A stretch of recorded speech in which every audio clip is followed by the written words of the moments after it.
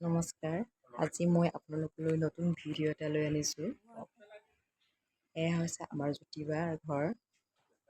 এইবাৰ আমি বানপানী হোৱাৰ কাৰণে মাজুলী হৈ গোগামুখ লখিমপুৰ হৈ নগাঁও আহিছিলোঁ। লক্ষ্মণ জ্যোতিবাৰ ঘৰত সোমালোঁ। তাই ঘৰৰ সন্মুখতেই নাৰ্চাৰী কৰি লৈছে। নানা ৰঙৰ ফুল ফুলি আছে দুয়োফালে। দীঘল পদূলি আছে তাইৰ ঘৰৰ সন্মুখত। মাজে মাজে এই ফুলবোৰ তাই বিক্ৰীও কৰে।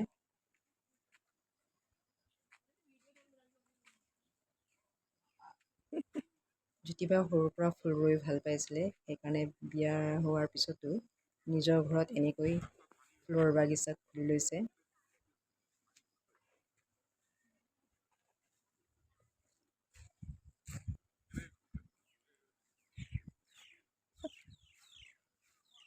ঘৰত সোমোৱাৰ লগে লগে সঁচাই মনটো ভাল লাগি যায় নানা ৰঙৰ ফুলবোৰ দেখি।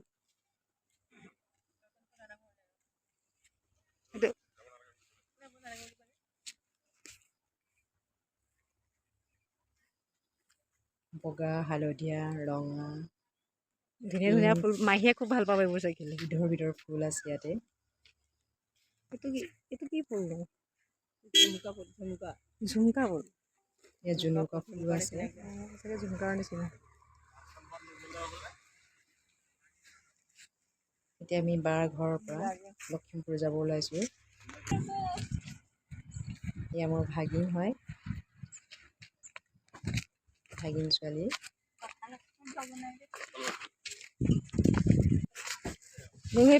বা আৰু ভিডিঅ' উঠিব ভাল লাজ কৰে। আংকুলে শিকাই দিছে নেকি?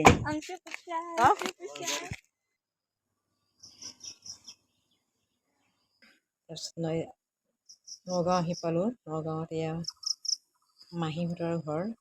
মাহীহঁতৰ ঘৰতো ধুনীয়া ধুনীয়া ফুল ফুলি আছে। বগা জবা।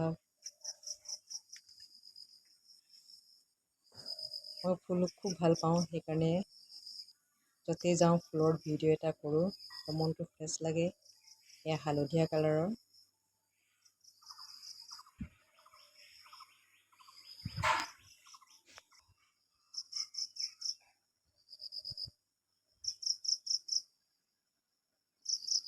ফুলৰ নামবোৰ নাজানো, ধুনীয়া ধুনীয়া কিন্তু।